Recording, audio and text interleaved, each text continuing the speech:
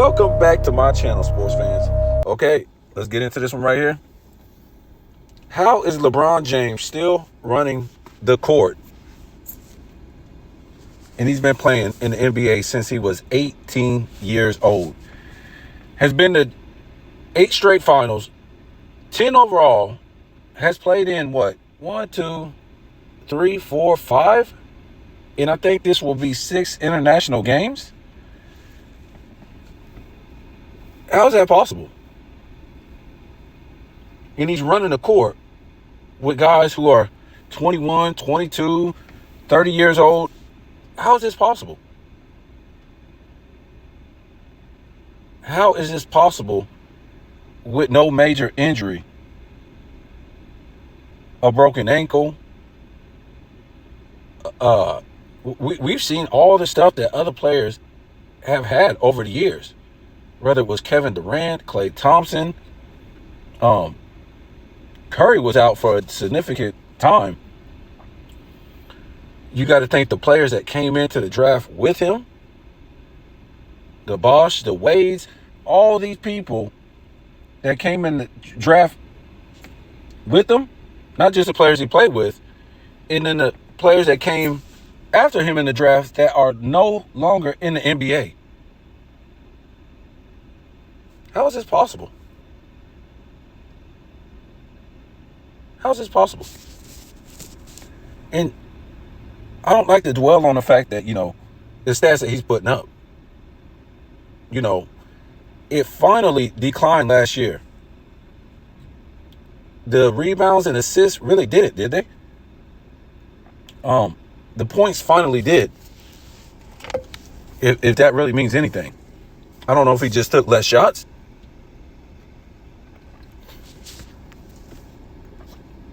You see all the time AD hurt. How is this guy still running the court with these young guys? Going into year 21. This guy's out there running the court in the Olympics this summer. So it's just funny to me. When we look at this image right here, when we look at him coming into Cleveland,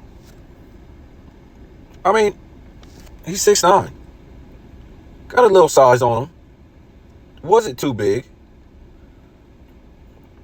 First year, missed the playoffs. Second year, missed the playoffs. Third year, lost in the second round. 07, he did make the finals and lost. 08, lost in the second round. 09, lost in the third round. 2010, lost in the second round. Nobody ever accused this guy of taking PEDs or looking, like he was on PEDs until he goes to Miami. And he just bulks up like somewhat of a bodybuilder. And am I here to say that past players didn't lift weights and get bigger? Yeah. And they may have taken something. I'm not too sure. I mean, at that time in the 90s, bodybuilding was at its height. But really nobody was that suspicious because, your guys in the paint were usually big anyways. And okay, they hit the weight. The weight room to get a little bit, to get some tone on them, to get some muscle. They were already big anyways. So lifting weights in the 90s was a thing. So it really wasn't like suspicious. And people had players had an all-around game. The centers could shoot the mid-range. For the most part, could hit free throws, play defense, had paint moves, all this stuff like that. It was just a real basketball game. Full court. when we got in the 2000s, the whole lifting weights and, being big really wasn't a thing. I don't remember too many people. Ben Wallace. I don't know. Who else would you say that was lifting weights? I just don't remember it. Karl Malone did that back in the 90s. If anything, people probably got it from Karl Malone because he's the one that started getting big. But nobody really had a suspicion because they didn't use weightlifting as a crutch for their overall game. You look at LeBron James. Once he goes to Miami and how big this guy got, and not saying he wasn't lifting weights in Cleveland, because I really think he was. You could tell he was getting bigger in those last couple years. But when he went to Miami, it just got out of hand. And he used his weightlifting in the gym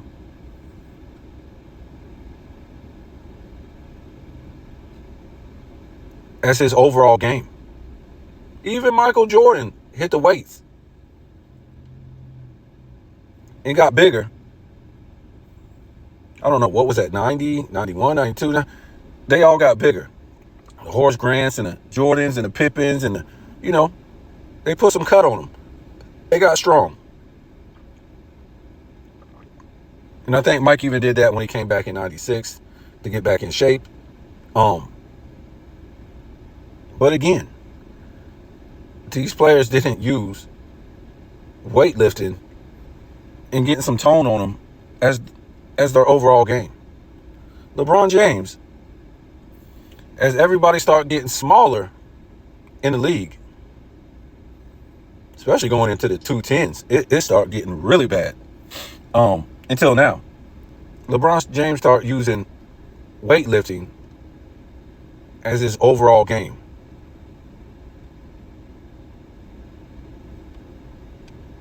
Instead of working on your free throws, instead of working on your mid-range,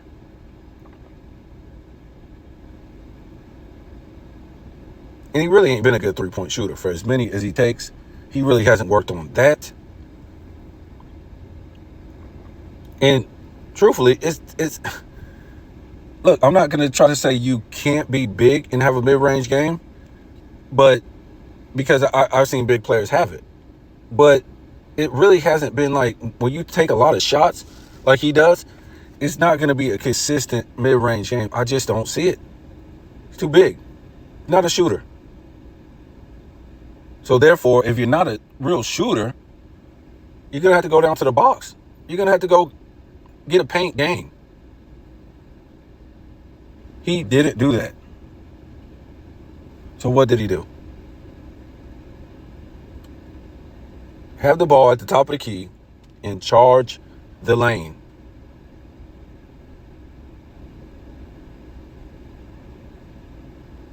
Using his strength and his size to bowling ball down the lane. That's 70% of his game since he's been in Miami.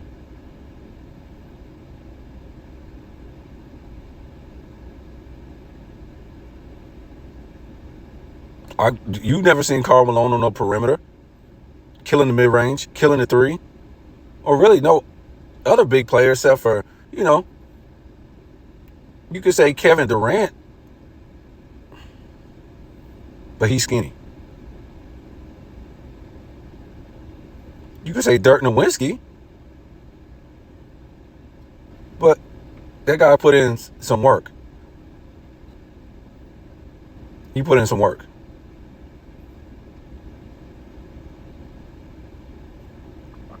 So let's look at this. I don't know if you see it on your screen right here. If you don't, it's gonna pop up. It said points per game in playoffs, NBA Finals series. So in the playoff series and in the NBA Final series, points per game. And before we go over this, let's read the bottom. It says, folks, the difference between 6-0 versus 4-6 is that LeBron isn't on Jordan's level when it comes to scoring. For context, in a playoff final series, Jordan was outscored one time, and that was as a rookie, versus LeBron 15 times in his career.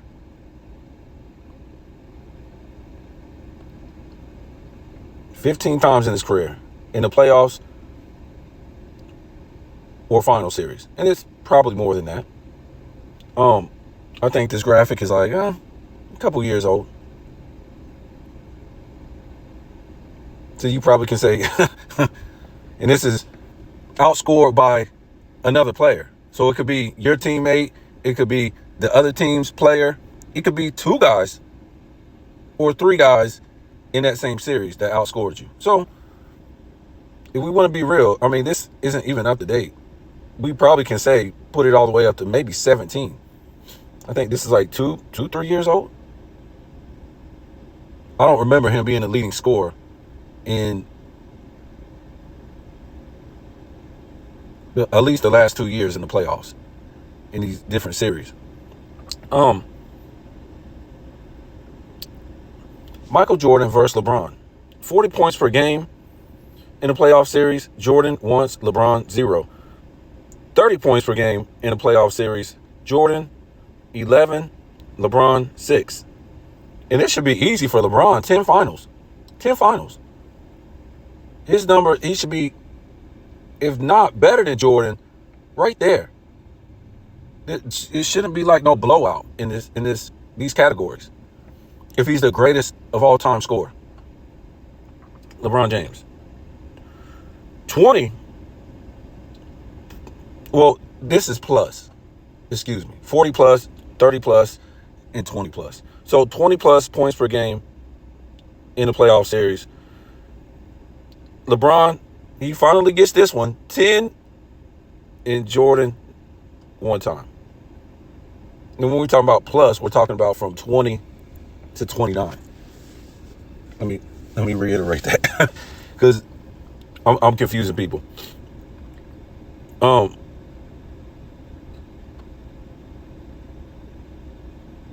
Let me see here.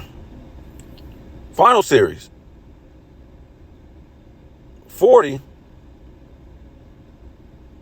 points per game. LeBron 0, Jordan 1. 30 points per game. Jordan 4 and LeBron 3. 20 Jordan once, LeBron 6. So I guess we should get a check to LeBron for the 20s, right? I think this graphic was just like teasing that LeBron got the 20s more than Jordan. So LeBron should, get the check mark, right? 15. So I think this is in the teens. Jordan, I think this is like 15 to 20? Jordan 0, LeBron 1. So LeBron isn't this great scorer that Michael Jordan ever was. And he could never be. And most people could never be. Because Michael Jordan had the all-around game. Yes, they both could drive to the hole and do incredible things. I think Michael Jordan's driving to the hole was better. The degree of difficulty as a 6-footer, doing crazy moves in the air. LeBron James, more just a straight drive to the basket with a forearm and a shiver to your head, to your mouth, to your chest. Michael Jordan never came down the lane like that with elbows and all this stuff.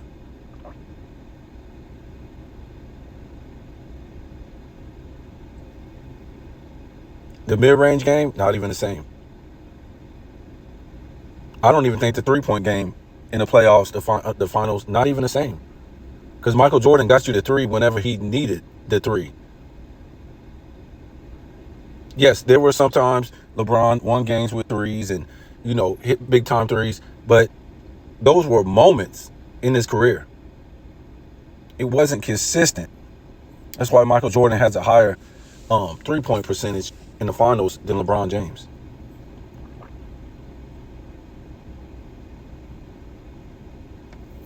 Not to mention free throw shooting. It just ain't even close. It's a joke. How many points did LeBron leave out on the court in those playoffs, those NBA finals? In the NBA finals, they both shoot 48%. That's horrible. For LeBron, that's just horrible. It's not going to get it. It's not going to get you championships. For a guy shooting the majority of his shots in the paint,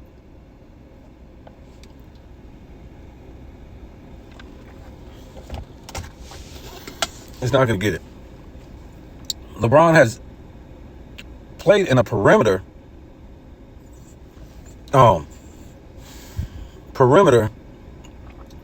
NBA, and people act like he's this perimeter player. He has never been no perimeter player. He's just been more charged the lane.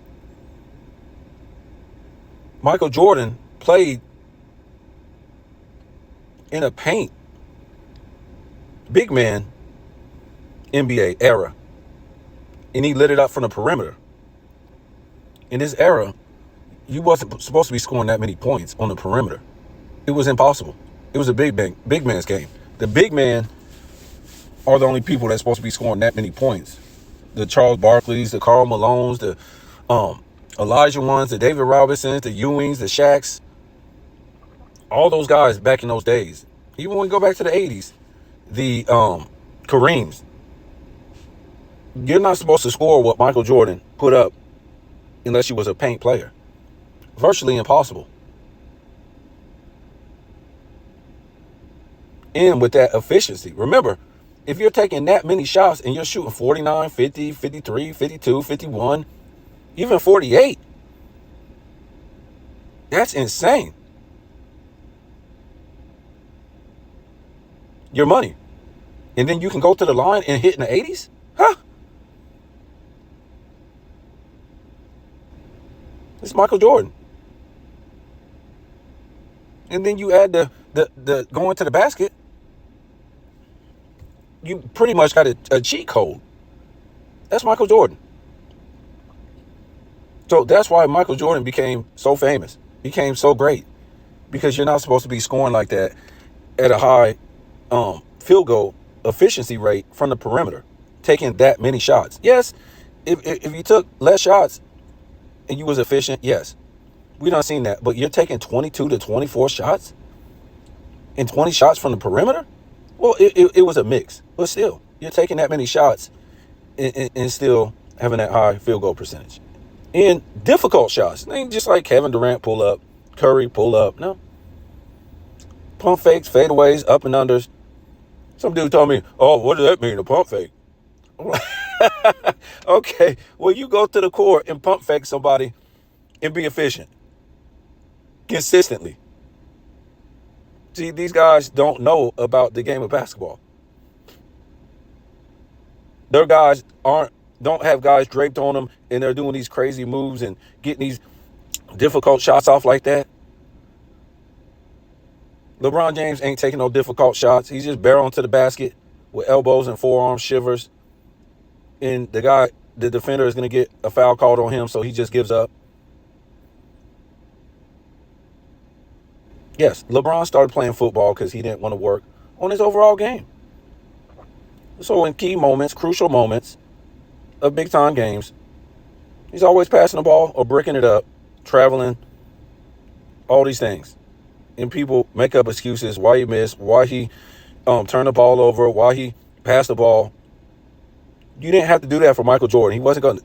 It's just insane. You've never seen Michael Jordan 9 times out of 10 turn the ball over in big games, crucial moments, missing free throws, passing the ball unless he was doubled, something like that, or they drew it up that way.